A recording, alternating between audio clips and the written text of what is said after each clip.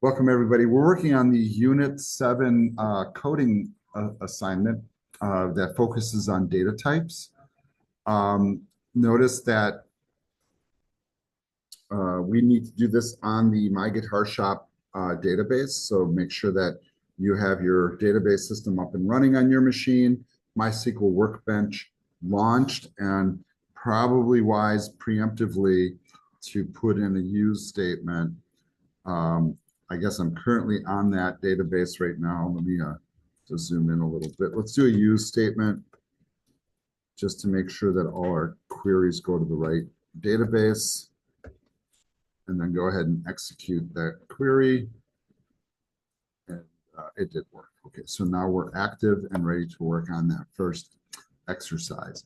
The first directive here is write a select statement that returns these columns from the products table. And notice that for each one of these, we're going to pull information out and we're going to cast it to a different format. And I'm going to guide you through all of this. Some of it's kind of weird to do, especially if you've never done it before. So it's kind of like we're doing the exercise and getting a little bit explanation as we're doing it as well. All right, so the first one says, so we're working on the products table, so that's pretty important. It says a column that uses the cast function to return the date added column with full date and time using the date time data type. So that's by intent, and I'm not sure why that's got an underscore in it, and I suppose I can fix that, but anyhow. The correct format for that is just date time stuck together, by the way, just eliminate the underscore. And it should not alter the original data, right? So this is kind of interesting. So we're going to basically focus a lot of our time here looking at the date added column and converting it to a bunch of different formats to see what we can do with it. That's really kind of the grand goal of the first exercise. Because if you read through, it's like date added, date added, date added, date added, date added, right? So all of those we're pulling the same piece of data. So given the fact that that's what we're doing, let's just make this really simple here and let's do our select statement. And we're going to pull in date added, right? That's a column from our products table. And if you're not sure, you can go look, right? So you can go here and just look, right? So date added. And then what table is that coming from? From products. And, I know this is silly, but maybe it's not a bad idea to look at the products table and just kind of remember the format of it. Notice that the date added has year, month, day, and then hour, minute, second in 24-hour format. That's the native data type there. So it's kind of helpful to have that around. All right. So this is our basic select statement, right? That just select all the dates added from the products table, basically. But we want to cast the information. So I'm going to put in a comma, and I'm going to indent all the cast statements that I'm going to do. I'm going to do these one at a time. And let's look at what the first one says. Return the date added column with full date and time, which should not alter the original data. Okay, so I'm going to use cast, that's the function, parentheses, and then inside there, we're going to pull in the date added column, right? So the one that we're selecting above, we're going to pull in here. Now we're going to cast it, and we're going to also alias it. So it's going to display as date time. Why? Because that's what they told us to do. All right. And then we're going to push it back as date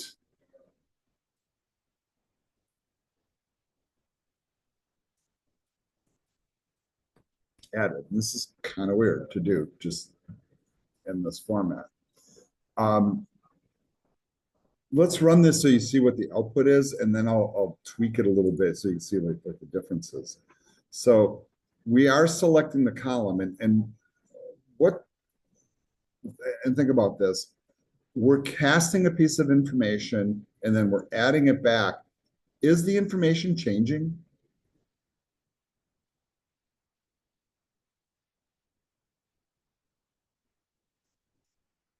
Yeah, if you look at all the dates and times, they're all identical. There's no change. So what did I functionally do here? I grabbed the information that was there. I told it to switch to a different date time format, but here's the thing, it's not a different format. And then I'm aliasing it back with the same column name. I just made a copy of the column is what I did. Isn't that kind of interesting? So I was able to run a query to generate a copy of my information. Okay, so I want you to start thinking about why would that be useful? Well, maybe I don't want to change the information in the database, but I want to use that information to drive some other process, right? Without polluting the original data. So this is not an unusual technique. The cast here is unnecessary.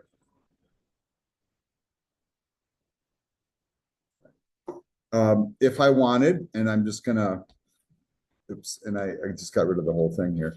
I could call it something else and run it again. And it just, so if I wanted to call the column something other, I could. And it's probably, I'm going to say smart to do that. So that way I know which one the copy is, or maybe I'd actually call it copy, by the way.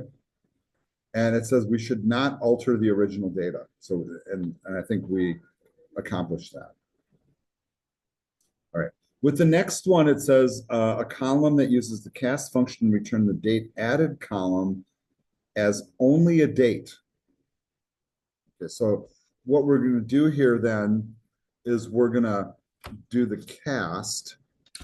We're going to follow the same technique. So we're using date added. So you could copy paste this part, right?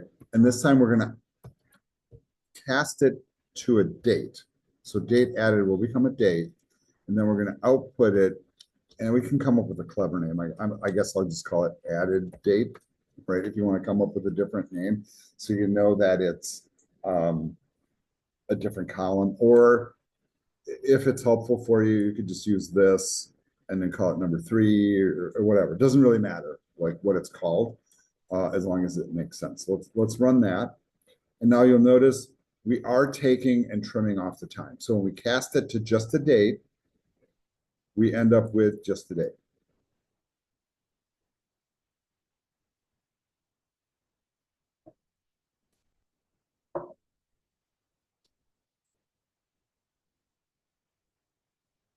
All right. One little interesting experiment that you could do is like, what happens if I run this and I don't give it an alias? All right. So if you were asking that question in your head, this is what happens, right? It shows the cast function in the column header. Not particularly useful, right? Not really. So let me switch it back. Right. Next one says we want to return this as only a year and a month. And then it says using the data type character 7. Why 7?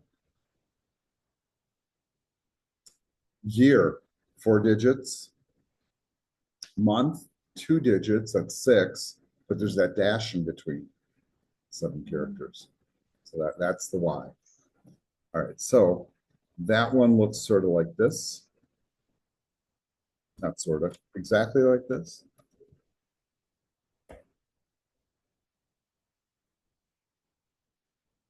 Character of size 7. And then the column will be added date, whatever, 7. I don't know. It doesn't really matter what you call it. It's just a label. Running the code. Right, you can see we're truncating it down now. So now we just have year and month. So that might be useful for something. What year and month did it happen? All right, next one. Uh, return only the year and month using the data type time. Okay, so this is a little bit different. And I don't know if you guys are picking up on the fact that we're kind of repeating ourselves a lot. So we could copy paste this, right? Be careful of that comma though. And we'll tweak this. And instead of having a character 7 here, we're told what the data type is. We're casting it to time. And yeah, you can use the same label if you want. If you're not comfortable with that, you know, put a number after it, whatever. Pretty irrelevant. It's just a label. I mean, if you want to make it nicer looking, you could do something like this. Let's see what the output of this one is. It might not be what you expect. Or is it? Really, what this should say is time added. Like, and maybe you're studying like what time of day do we get our most of our orders? Is it in the afternoon or morning or evening or so that might be. And then I would run that again so it says time added. You guys, I assume are all okay. The last one, we're just trying to extract the year out of it, right? And here's the code for that. And this time you can just imagine right here, we just say year. And then, I mean, it should probably match what we're doing. So maybe year added is probably the right thing to do. And I guess if you really want to be like persnickety about this, I'm trying to think of like what each one of these is here. Year, month added.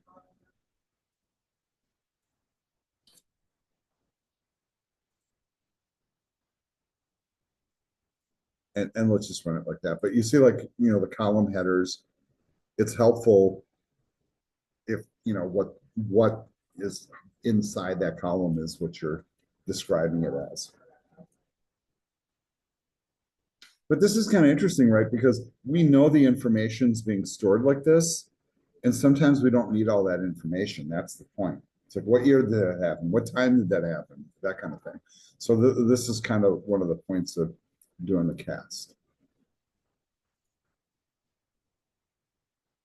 I'm not sure why that's giving an error there.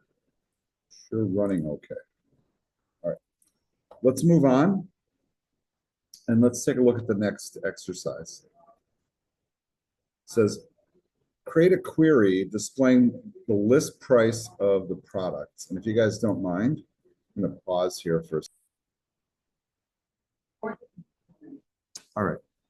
This one says, create a query displaying the list price of the products. Show the price as its data type of decimal, also as a formatted string. Okay, so this is going to be kind of an interesting one here. It's not a super long query, but it shows us a couple of aspects of the data. So the one thing that we should look at first is, once again, let's look at that products table, and I still have it open over here. And when we look at the price, we're looking at basically the list price. When we look down here, we notice that it is of type decimal right now, right? And I'm trying to highlight just that. So it says decimal 10, 2. So 10 digits on one side, 2 digits on the other side of the decimal point. This is a really common format. How big of a dollar amount can we hold here? 10 digits, right? Yeah, don't all answer at once. It'd be 9,999,999,999.99 is the biggest number. And that should accommodate anything that we could ever sell, pretty much, right? Yeah, pretty much. So, and that's a pretty common format, and some people will make those smaller. But I'm just trying to show you what is the data type it is currently. So if you're casting information or just trying to extract information, knowing the data type is actually pretty useful. Um, so let's do this. Let's write a query. I'm trying to figure out, why is this underlining? Year, yeah, it says year is not valid at this position. It clearly it worked, right? Yeah, it worked. So I'm not sure. It doesn't like us using it there. We're not really getting an error message because the query's running. So, okay, I'm going to float past that. All right, let's do the next one here, which is select. And let's just select for right now the list price. Right. Where's that coming from? From the products table. Now, if I just run this query, oh yeah, it just pulls back the prices. Yep, that's correct. Right, just that's it. Right. But is this how you'd want to see the list price? Let's say if you're pushing this out to a website, right? Or if you get like a receipt, is that how you want to see the money listed? Or might you want to see it listed like this? And what I'm gonna do here is I'm gonna use the concat command, and you guys might not think about doing this. And I'm gonna concatenate a $sign to the front of the list price. So now let's run it like this.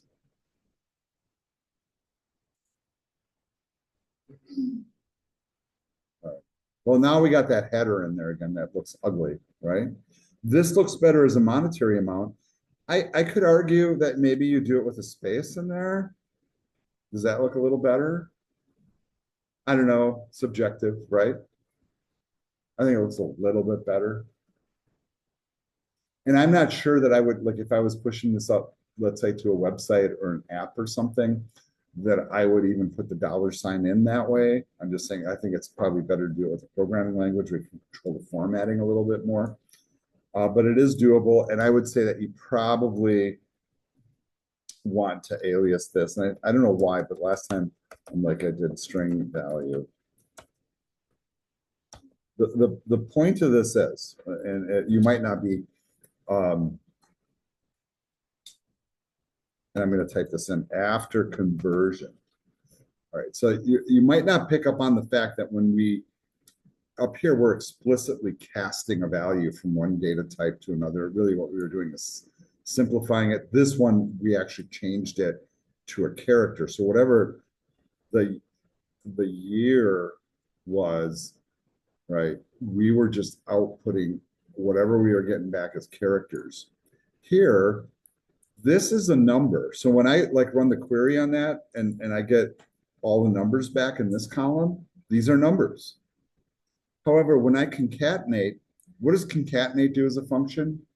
It's joining strings together. When I put double quotes around something, well, that's a string. But when I'm concatenating a number to it, the number is implicitly changed to a string in order to be able to concatenate it. So concat, in a sense, is also casting a value. It's casting the list price to a string so I can join it to another string and output it to the screen. This one's kind of comparable to Python because like think of like when you do like a print statement in Python, I can take a variable that's a number and add text to it and put that both out on the screen at the same time. That's kind of what we're doing here. So we are outputting it. It started as a number, and then we're outputting it as a string. Right. I don't know if that really answers. Show the list price as its data type of decimal. Okay, so that's just putting a column on the screen, and also as a formatted string, right? And so I formatted it with a $sign.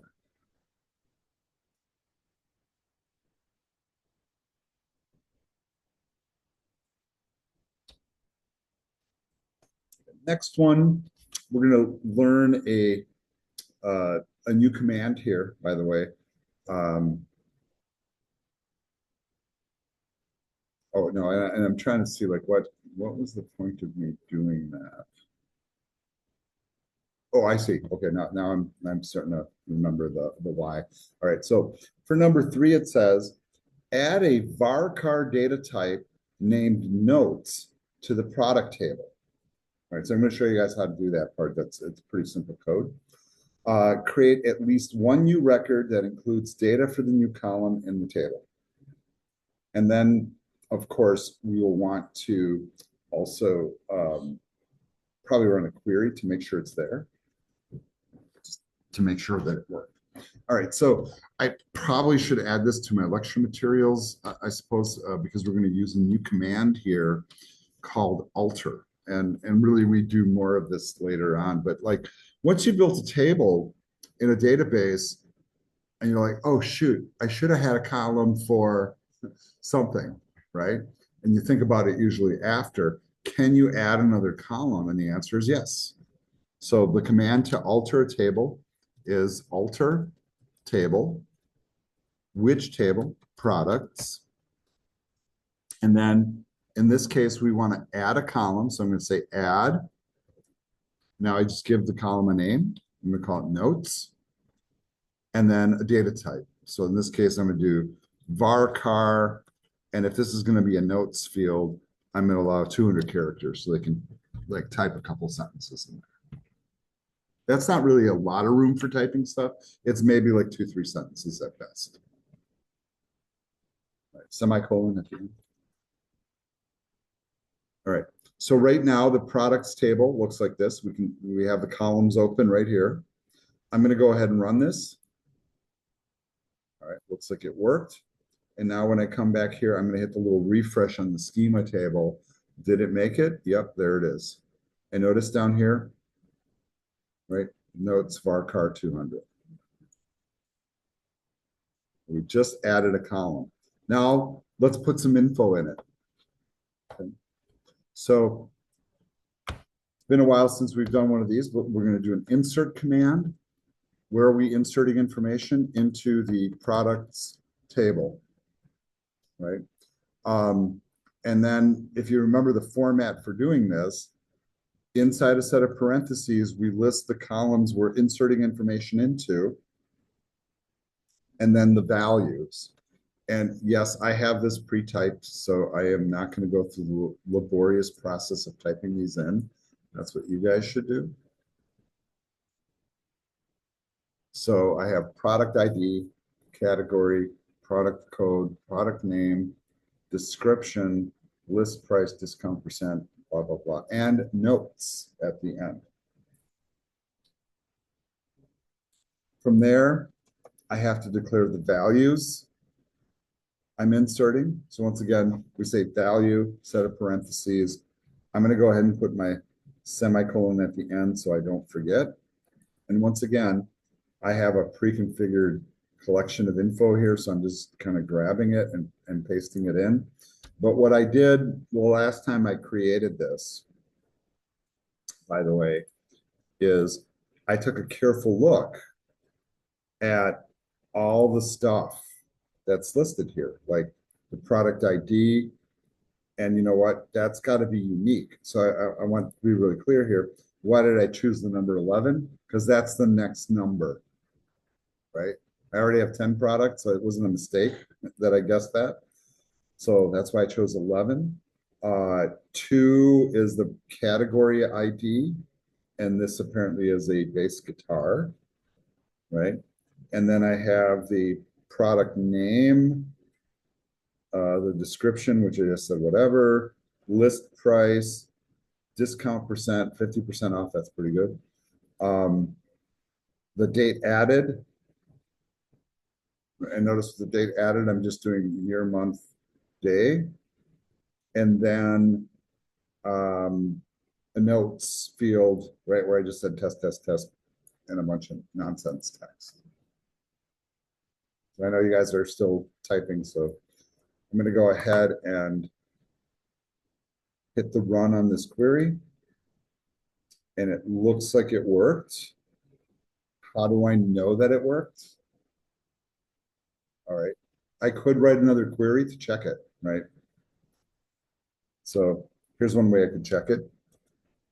You could just say select star from products. Would that show the whole table? You should be nodding yes. By the way. In fact, when we run this, right, it's basically the same query. Right, I'm going to go ahead and run it. Here's the run. And then we can see the output here. And then I want you to notice that all the old products have nulls for nodes. So we just added this, so there's nothing in there. But the new product, the Rickenbacker 4001, I've got notes in here. Notice with the date, right? The date time. With this one, I added intentionally no timestamp. What did it put in for a time? You know, basically midnight, right? 000000. If I would have included like the correct time format, right, which would be a space and then hours, colon, minutes, colon, seconds, that would be timestamped in there.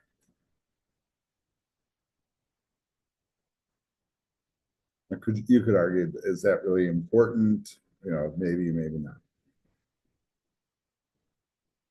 All right, so we learned actually kind of a few different things here from this one. How to alter a table that already exists, right? Add a column, inserting new information, populating that column, and then pulling the information back to make sure that it got there. You guys good?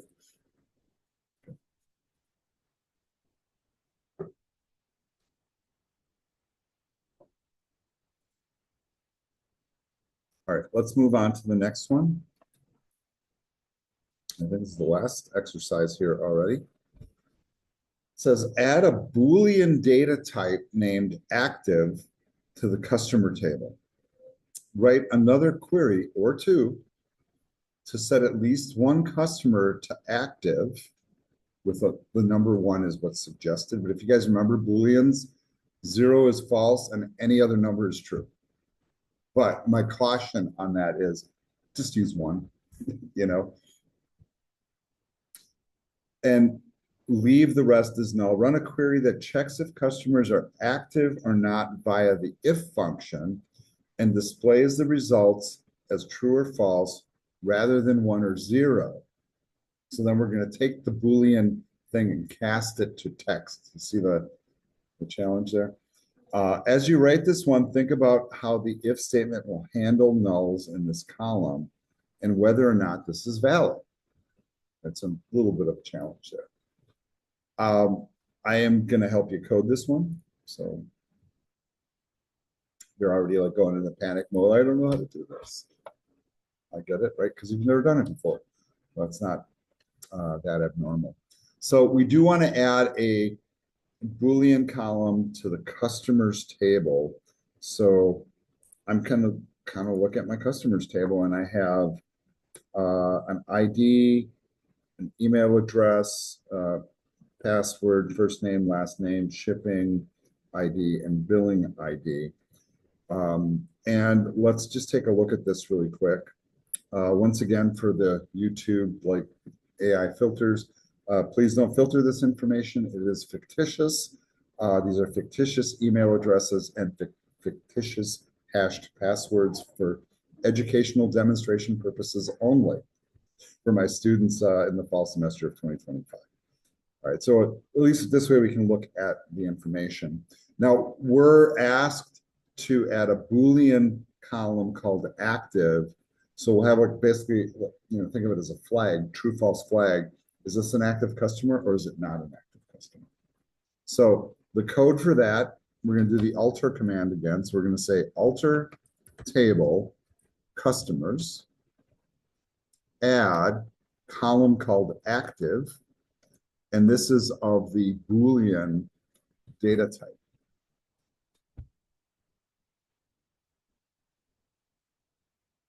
Now, I thought it was interesting that W3 Schools kind of lumped it in with all the numeric types because in truth, it does hold numbers, like any integer, basically.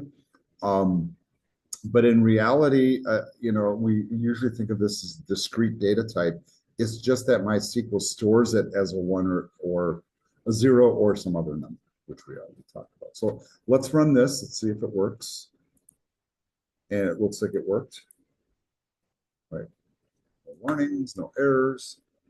And then if we refresh our schema table and look at the columns, now we see that there's that column here called active. Right. And here's kind of the telling part of this, and this is maybe why W3 Schools is pointing this out. What is the number format? What's the data type listed? Tiny int. Isn't that interesting?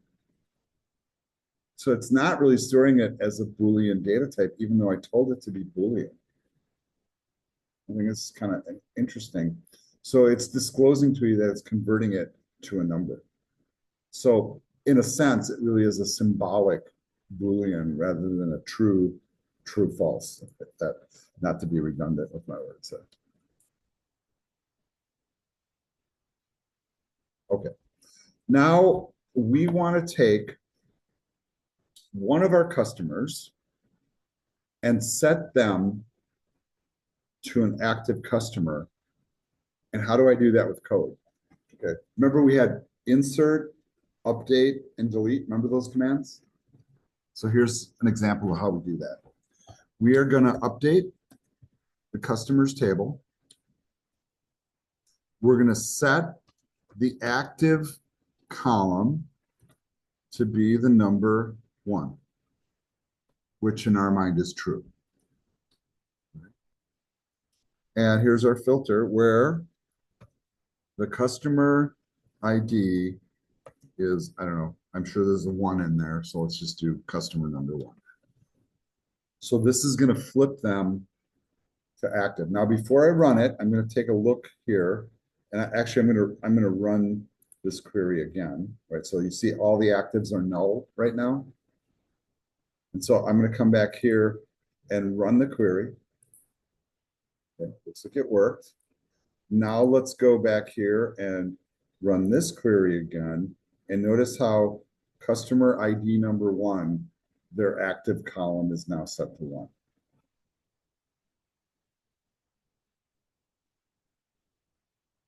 Okay.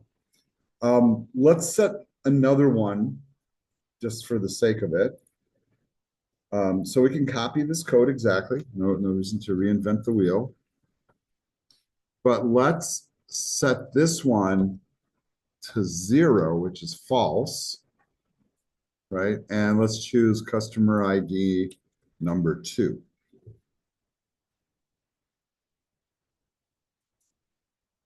All right. Let's run this one. Looks like it worked. Let's go back to this one and run the query again. And now you'll see customer number 2 is set to 0, which represents false. So this customer is not an active customer according to this. Once again, email addresses and hashed passwords are fictitious for educational purposes only. Please don't filter this. YouTube, thank you. I know that's really goofy to say, but I did discover that if you say that, it works. So, all right. And really, like the ideal would be like all the customers that are in here, you go through and you could probably even run an algorithm that would figure out like when was the last time you placed an order, if it's been more than, I don't know, 5 years, like make them inactive. All right. So now what we want to do is we want to pull back a list, right? I think that, let's read that again. Run a query that checks if customers are active or not via the if function and displays the result as true or false, so in plain text, rather than 1 or 0 for every customer. As you write this one, think about how the if statement will handle the nulls in this column and whether or not this is valid. Okay, so let's write the core of the query here and we'll figure out that if statement. So I'm going to select from, where are we coming from? We're coming from the customers table. And once again, I like to sometimes get the table in there because I forget, so I don't want to forget what table I'm working with. And what are we pulling from there? Let's pull the customer ID. Let's pull the first name. Let's pull the last name.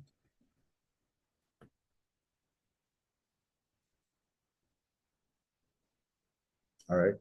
And then what we're going to place here, normally I could just pull, well, in fact, let's just do this. Let's just pull the active column back and see what this looks like. I'm just going to run this right now as is. Right. Okay, so it pulls it back. It shows the active column along with its one true, one false, and a bunch of nulls. But what we're trying to get it to say is true and false instead. Okay, so this is where the if thing comes in.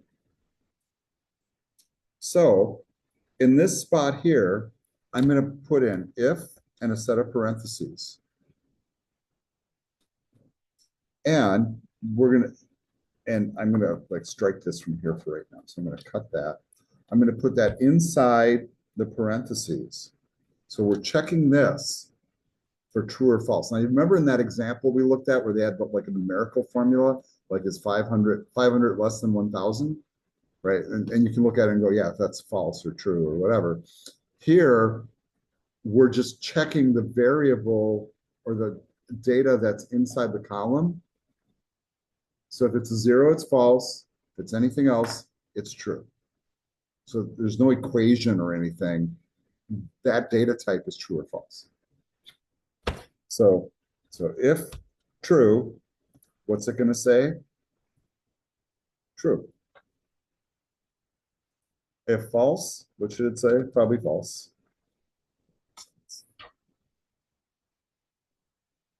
Or, I mean, it could say true or false, or it could say active, not active, or inactive, something like that. So let's run this, see what the output looks like. All right, that's all right. But notice that once again, we're running the function, so it doesn't know what to put in the column. And I think if we say as active, let's run that query, and then it changes it. Notice. Is that a better output? I think it's a better output. Active, true, or false. What is it doing with the nulls?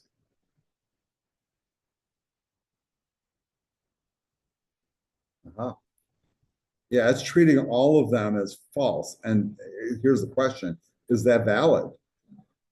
Maybe not. It might not be valid. So that's really kind of the question to ask yourself on this one.